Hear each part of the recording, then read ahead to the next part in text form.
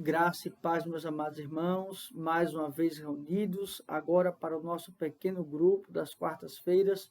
Louvamos a Deus que Ele tem nos concedido a tecnologia, mas também rogamos ao Senhor que Ele abrevie esses dias, que nós possamos estar mais uma vez juntos, unidos, em comunhão, não só desfrutando, compartilhando da palavra do nosso Deus, mas também compartilhando, desfrutando da presença dos amados irmãos.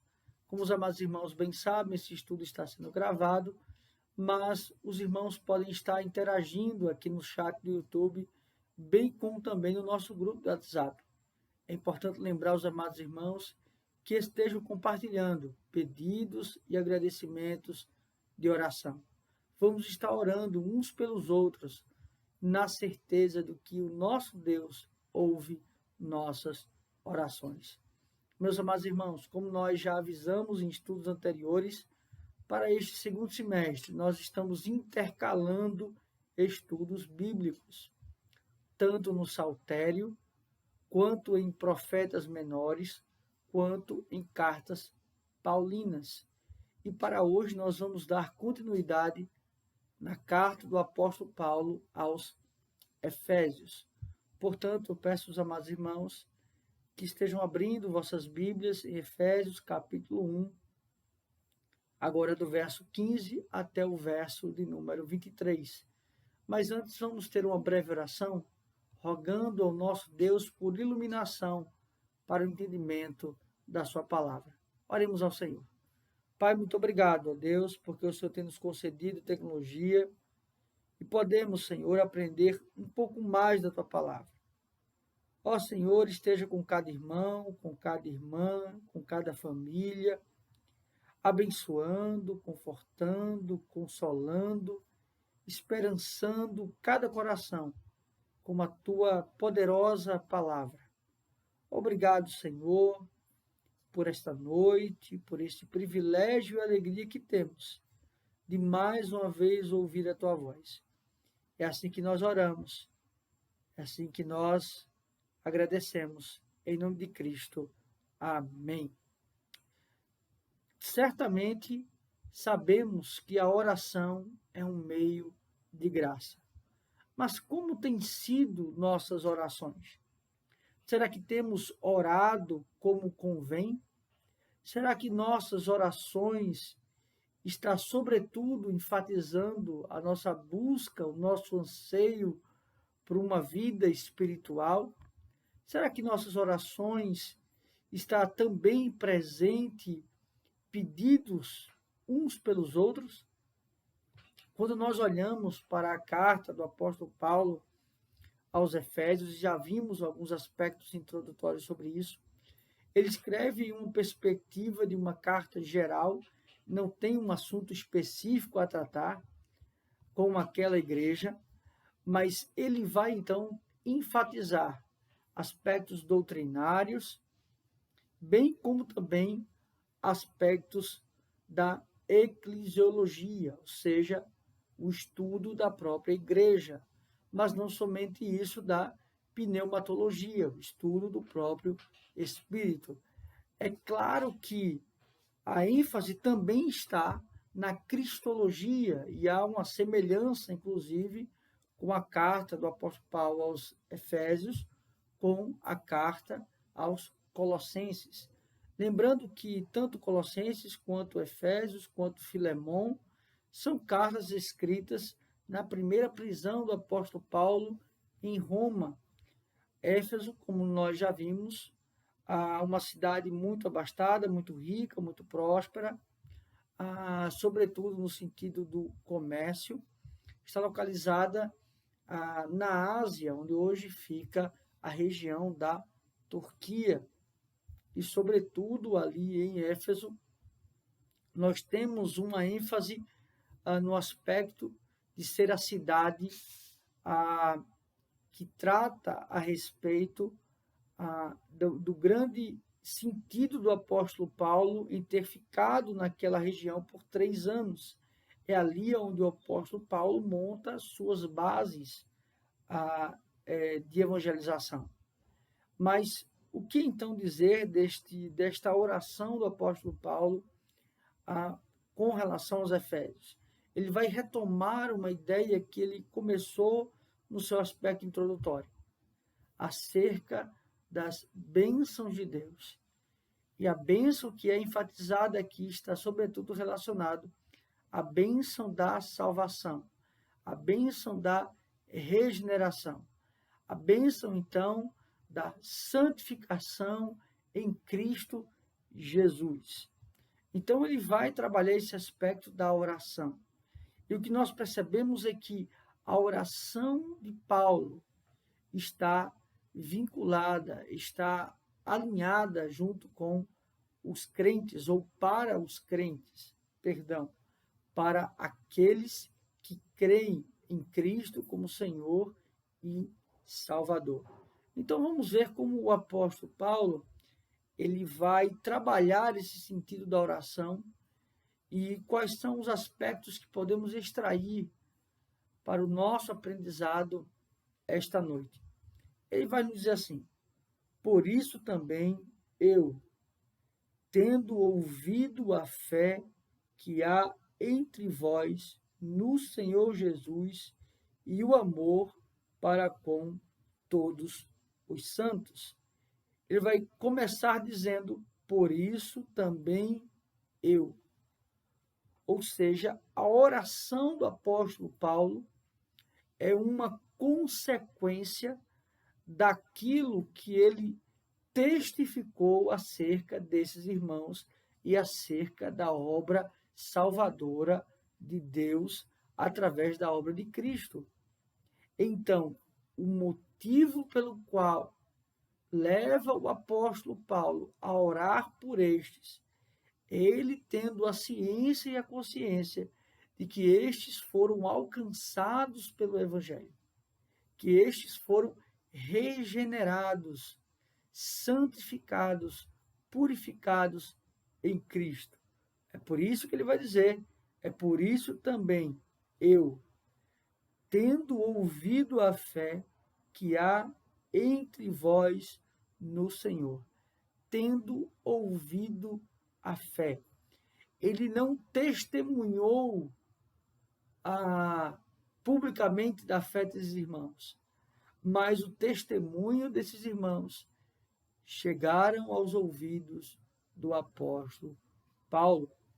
E este, tendo ouvido, não é simplesmente uma concepção de ouvir falar, mas ele teve conhecimento, embasamento desta fé. Percebe então que o apóstolo Paulo, conquanto ele em outras cartas, não nessa em específico, ele vai muitas vezes exortar, admoestar, falar acerca de problemas, mas a sua forma de abordagem é sempre, primeiramente, entendendo que, conquanto haja, de fato, uma velha natureza e o pecado esteja muitas vezes presente, isso não significa que o pecado anule a obra redentora, a graça do Senhor. Então, ele sempre vai trabalhar esses irmãos, a igreja, como sendo pessoas salvas e remidas pelo sangue de Cristo. E então ele vai assim dizer: a fé que há entre vós no Senhor, a fé que está presente no meio de vocês. E esta fé está está dentro, está firmada no Senhor, ou seja, em Cristo Jesus. E o amor para com todos os santos. E o amor para com todos os santos. Aqui ele estabelece dois pilares: a fé no Senhor e o amor para com os santos. Então, aqui ele trabalha o aspecto da fonte, que é a fé no Senhor, E o que esta fonte do Senhor, ela produz? Ela produz o amor para com os outros. Então é impossível você ter uma fé em Deus e não amar o seu próximo. Como posso dizer que amo a Deus se não amo ao meu irmão, se não amo ao próximo? E a concepção aqui é de um amor fraternal, o amor para com todos os santos, todos os separados. A ideia aqui do amor fraternal é muito importante, porque mostra uma ligação. Conquanto as nossas relações de família são principalmente por motivo consanguíneo, nós temos ligações sanguíneas, pai, mãe, filho, avô, avó, enfim. Nós estamos vendo aqui, então, um amor fraternal, um amor familiar presente nesta igreja, mas unidos não pelo sangue natural, mas pelo sangue espiritual e pelo sangue do Cordeiro, que é o próprio Cristo. Então, o que nos une como família da aliança, ou como povo da aliança de Deus, é o sangue de Cristo. Se somos unidos com pai ou mãe pelo sangue natural, somos unidos com Deus através do sangue de Cristo.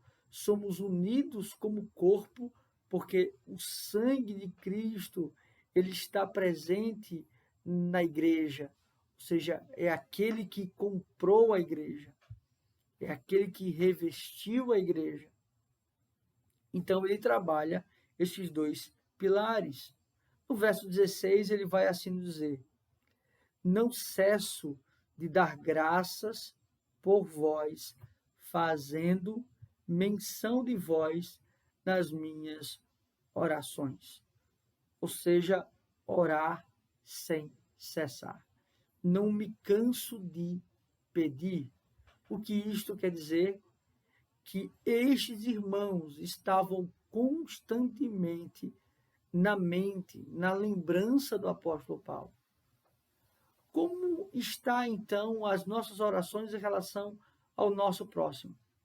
Será que estamos constantemente lembrando de pessoas? Será que constantemente estamos orando por elas?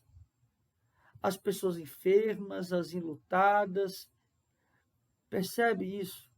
Então, nós precisamos estar constantemente, incessantemente, orando por essas pessoas. Não cesso de dar graças por vós, ou seja, de agradecer a Deus por vós. E por que ele dá graças por essas pessoas? Pelo que elas são? Não. Mas pelo que elas se tornaram através dos méritos de Cristo. E esta graça que o apóstolo Paulo está dando por essas pessoas é justamente porque elas foram alcançadas pelo Evangelho. Percebe a alegria do apóstolo Paulo, o entusiasmo do apóstolo Paulo, a oração do apóstolo Paulo está sobretudo em agradecer a Deus, porque Deus salvou estas pessoas. Muitas vezes temos a mania de dar graças a Deus, e isso não é errado, por um trabalho conquistado por nossos filhos, por também algo como passar no vestibular, enfim, qualquer outra dádiva que Deus pode nos dar. Mas a maior graça que devemos dar glórias a Deus, dar glória a Deus, é quando alguém é convertido ao Senhor. Percebe? Então, a nossa alegria, nossa ênfase deve estar sempre na bênção, na dádiva espiritual. É claro que devemos ficar felizes e contentes pelas bênçãos que Deus tem nos concedido nesta vida. Mas a nossa grande alegria e dádiva é por aquilo que viveremos após esta vida. Percebe? Então, não cesse de dar graças a Deus por vós, fazendo menção de vós nas minhas orações. Ou seja, eu não só me lembro daquele irmão, daquela irmã que está enfermo, enlutado, ou passando por algum outro tipo de necessidade, mas eu também testifico delas e expresso isso nas orações. Eu expresso as minhas preocupações como aquela pessoa nas minhas orações. Verso 17 ele vai dizer: para que o Deus de nosso Senhor Jesus Cristo, o Pai da glória, vos conceda espírito de sabedoria e revelação no pleno conhecimento dele. Ou seja, porque estes irmãos estão em constante oração, na verdade, porque o apóstolo Paulo está em constante oração por estes irmãos, para que Deus os conceda sabedoria, entendimento da palavra do Senhor, conhecimento da palavra do Senhor. Percebe qual é a ênfase? A ênfase sempre é espiritual. Ou seja, vocês estão em minhas constantes orações. Eu peço por vocês nas minhas orações a Deus. E o que eu peço? Que Deus os ilumine, que Deus os dê sabedoria, que Deus os dê conhecimento da palavra do Senhor, que Deus vos dê a dádiva de conhecer e reconhecer a Deus. Percebe? Não é errado nós intercedemos pelos outros em relação a questões materiais. Mas a essência não está aí. Porque podemos ter pessoas que conquistam muitas coisas nessa vida, mas que estarão, após esta vida, viverão eternamente no inferno. Então, percebe? A grande ênfase da oração do apóstolo Paulo é dizer: Senhor, eu me lembro daquele irmão, daquela irmã, e se lembre que Paulo conviveu por mais de 3 anos nesta região. E o que eu quero pedir, Senhor, o que eu clamo ao Senhor, é que o Senhor dê sabedoria, discernimento, conhecimento da tua palavra. O que eu mais anseio, desejo, anelo para esta pessoa é que ela tenha, Senhor, conhecimento de ti, que seja revelado a ela a tua palavra. Então, a ênfase da oração do apóstolo Paulo está sempre neste sentido do crescimento espiritual, do conhecimento de Deus. No verso 18, ele vai dizer assim: iluminados os olhos do vosso coração, para saberdes qual a esperança do seu chamamento, qual a riqueza da glória da sua herança nos santos. Aqui, então, ele inicia com essa concepção de iluminação, de trazer luz em meio de trevas e escuridão. Ou seja, a iluminação é a revelação de Deus. É o Espírito Santo de Deus trazendo para estes iluminação, conhecimento, iluminados os olhos para enxergarem a verdade, enxergarem a Deus. Ele vai dizer: os olhos do vosso coração, para saberes qual é a esperança do seu chamamento e qual a riqueza da sua herança, aquilo que nos foi dado, aquilo que foi conquistado pelo próprio Cristo. Quando ele fala de coração, existem 2 sentidos importantes: a concepção judaica, coração no seu sentido de entranhas ou de mente, de todo o ser, mas também é uma concepção helênica, ou seja, do sentimento, ou seja, a união desse aspecto de sentimento, do seu sentido de sensorial, de sentir, mas, sobretudo, de conhecer. Então, o apóstolo Paulo ele estabelece esse duplo padrão, né? essa dupla concepção, os olhos do vosso coração, ou seja, a sua mente voltada para Deus, o seu sentimento voltado para Deus, suas emoções também voltadas para Deus, para saberdes qual é a esperança do seu chamamento e qual a riqueza da glória da sua herança. A esperança do seu chamamento, ou seja, o propósito da sua existência, o propósito pelo qual Deus o criou. Então, ele trabalha esse aspecto de chamamento e a ideia de intimação. O propósito pelo qual Deus, então, te intimou a estar na sua presença. E com a riqueza da glória da sua herança nos santos. A herança nos santos, ou nos separados, ou na igreja. Qual é a nossa herança? O que recebemos que é tão precioso para o povo de Deus? Ora, recebemos a salvação através de Cristo, através da sua obra. Então, esta herança, ela foi nos dada graciosamente, percebe? E esta herança através de Cristo. No verso 19 ele vai dizer: e qual a suprema grandeza do seu poder, para com os que cremos, segundo a eficácia da força do seu poder. Ou seja, ele está falando aqui do evangelho, e a palavra aqui é dínamo, né? Dinamite, o poder.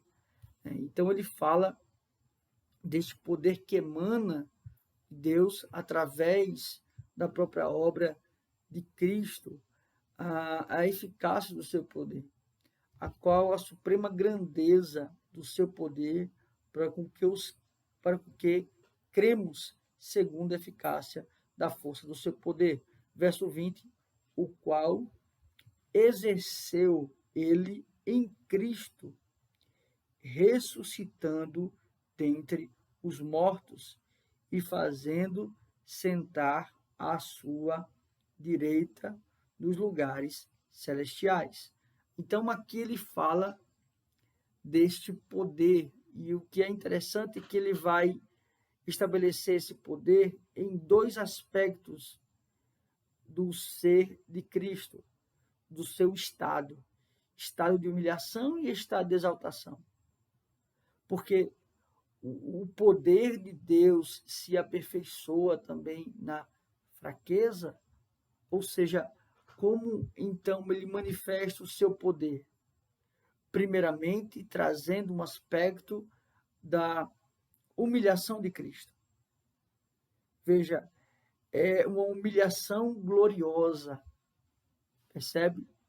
Mas é um poder que estabelece na humilhação, e nesta humilhação, Cristo vence a morte, e aí é um estado de exaltação, um estado também de glória do Senhor.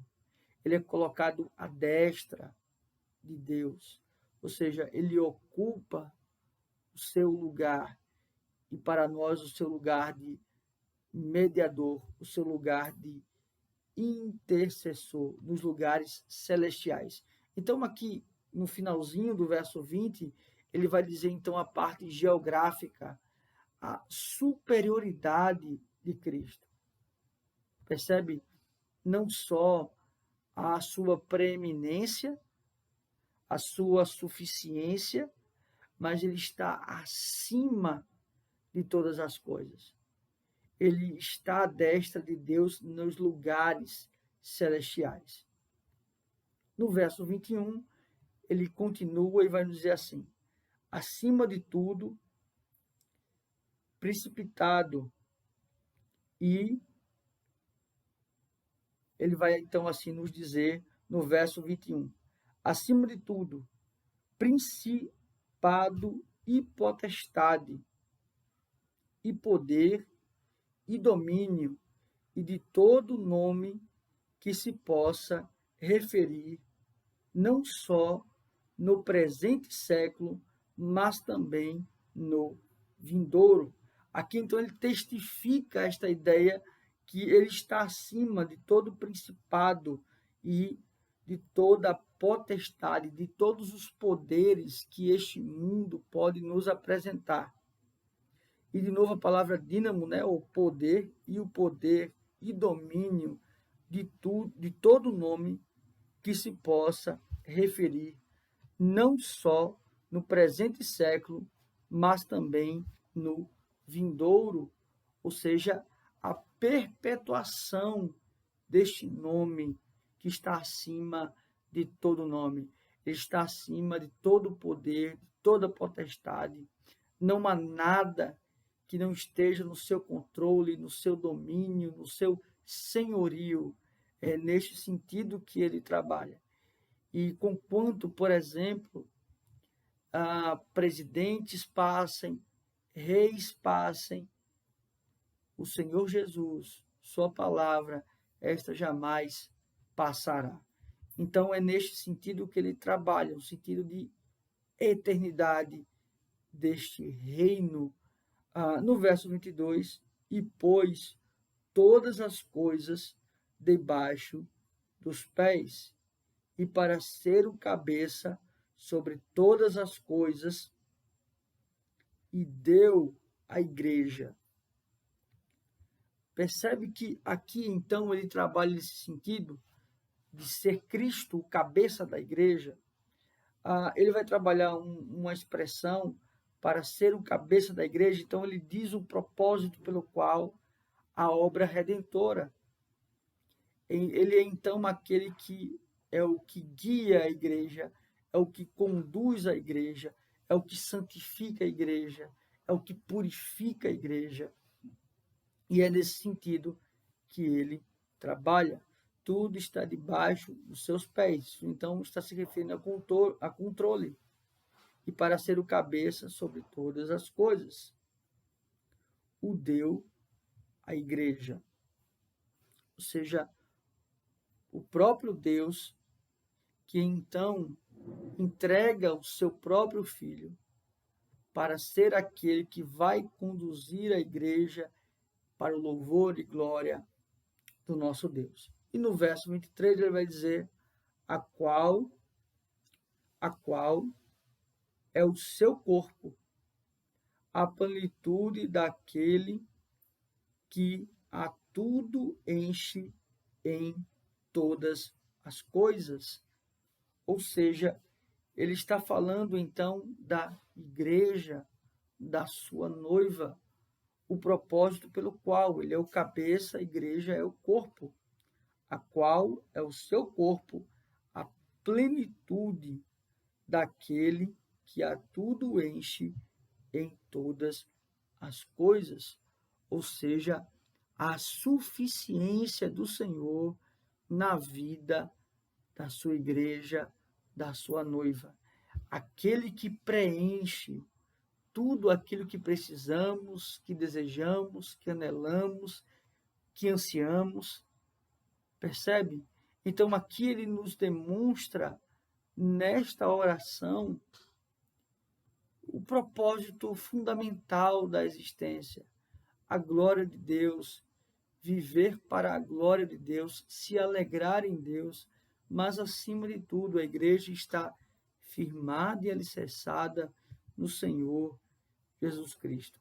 Meus amados irmãos, há algumas lições que precisamos extrair acerca desse estudo de hoje à noite. Primeiramente, que nós devemos pensar é acerca do motivo, das motivações que nos levam a orar ao Senhor. Nós não podemos ter motivações banais, efêmeras. Nossas orações não se devem restringir a necessidades físicas, a necessidades financeiras. Não que isto seja errôneo, não que isso seja incorreto, mas nós devemos ter uma mente, um sentimento voltado para desejar, para anelar crescimento espiritual. Portanto, nossas orações elas devem ser voltadas na busca de Deus, do conhecimento de Deus, de então estar sempre desejando conhecer mais da palavra de Deus. Uma outra coisa que é importante, um outro ponto que é fundamental, é que nas nossas orações não estejam apenas presentes aquilo que eu necessito, mas que eu tenha lembrança de irmãos queridos que muitas vezes estão passando por enfermidades, por necessidades, e não só que eu esteja orando para que eles se restabeleçam de uma doença, ou que o Senhor então os abençoe com o sustento de cada dia, mas sobretudo que eu esteja preocupado com a sua vida espiritual, com a sua vida devocional. Isso deve ser algo que deve estar presente em nossos corações, presente em nossas orações. E, finalmente, meus irmãos, nós devemos sempre focar as nossas orações em dar graças a Deus, sobretudo por nossa salvação. Nós não devemos simplesmente pensar naquilo que precisamos, mas nós devemos sempre nos lembrar daquilo que já foi nos dado, que é a salvação em Cristo. E isso deve ser motivo de gratidão, de júbilo e de alegria. Não pensemos naquilo que nos falta, pois nós já temos aquilo que é suficiente. Temos a Cristo Jesus como Senhor e Salvador. Que Deus assim os abençoe. Vamos orar, encerrando este momento de estudo. Oremos ao Senhor. Pai, muito obrigado a Deus, porque através da Tua Santa Palavra, o Senhor nos ensina a como orar. O propósito, Senhor, de orar. Que nós estejamos, Senhor, sempre em exercício deste meio de graça, sabendo, ó Pai, que a oração não muda os teus desígnios, não muda os teus decretos, mas, sobretudo, a oração, ela é um exercício que nos muda, nos transforma e nos molda à tua vontade. Obrigado, Pai, por cada irmão, por cada irmã, por cada família. É assim que nós oramos ao Senhor. Em nome de Cristo, nós já agradecemos. Amém. Que Deus assim os abençoe, meus amados irmãos.